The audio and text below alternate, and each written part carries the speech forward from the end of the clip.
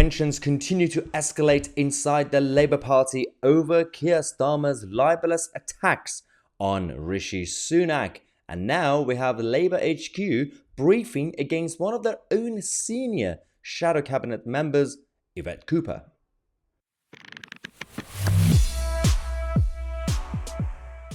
Well, talk about digging a hole and keep digging and digging.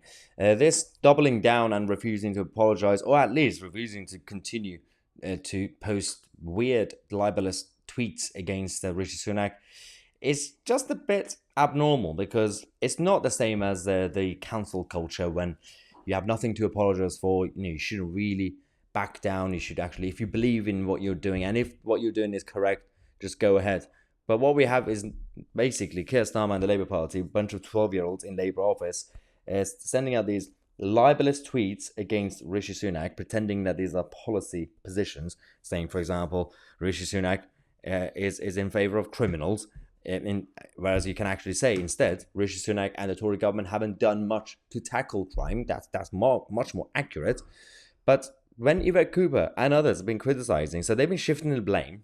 On the one hand, externally, they're going out there saying, no, yeah, we are all united, everything's fine, we're not backing down. But internally, they're turning themselves apart.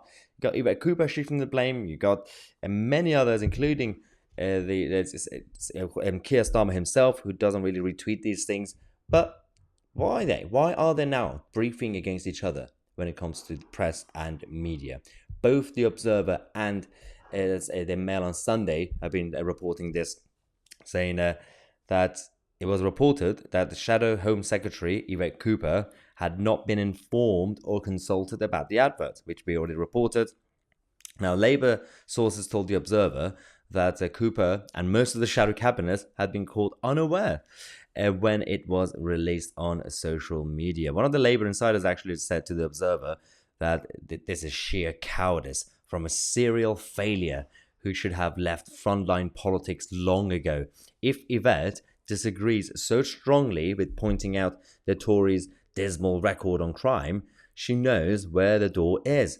She still has delusions of being a leader, but leaders don't stab people in the back. Funnily enough, a group of delusional people are now attacking another group of delusional people inside the existing group. So you're not pointing out the dismal record or like a terrible record of the Tory government. You are doing a libelous attack, claiming something that doesn't exist. As I said, feel free to criticize the Tory government's failure on crime. Absolutely. But don't go out there and say, well, Rishi Sunak loves criminals. You can't say that. It makes no sense. But also, Yvette Cooper, are you kidding me? One of these figures, Yvette Cooper is very out of touch. She's one of the dinosaurs right now. But at the same time, why do you have her in your shadow cabinet if you don't like her? Are you afraid that you're going to create division? What happened to a strong and stable leader? It makes absolutely no sense. So, we've got more people briefing against Yvette Cooper. So the whole thing is split the shadow cabinet. And one of the sources actually again told The Observer that obviously she had nothing to do with it. But again, when you look at all these issues, you don't actually understand, but we're trying to understand if Labour HQ are being run by people who don't really communicate to the rest of the Labour Party on the shadow cabinet, like the Tories, because the Tories have that kind of disconnect, or did you all know and you're pretending to not know at this point? So they have clarified that Cooper would not expect to be asked to approve the adverts, as the campaign on sentencing policy is being run by Steve Reed, the Shadow Justice Secretary. And she was not commenting on whether she supported or opposed the adverts. One of the colleagues said, she's still trying to be a leader. She's repeating the mistakes she made under Ed Miliband by talking to the members and not the voters. Yvette is misreading how you win the election. Oh, wow. Pot kettle losers. I'm not a defender of Yvette Cooper, but if you're claiming that she's the one and her mentality is the reason that Labour lose, you got something coming very, very soon, Labour people, because I don't think Keir Starmer's tactics is working either. The last few days, since these libelous attacks started, the Labour Party have been collapsing in the opinion polls. It's not really looking good. You are not talking to the voters, you're talking at voters. You're looking down. You're pretending, you're claiming that people are stupid. So you're feeding them nonsense and fake news, but there is a backlash. The backlash will come very soon.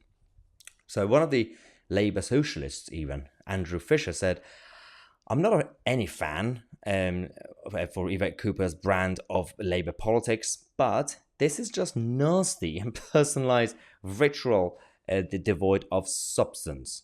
It's amazing how many people in politics can't have a political debate and attack anyone who disagrees with them personally.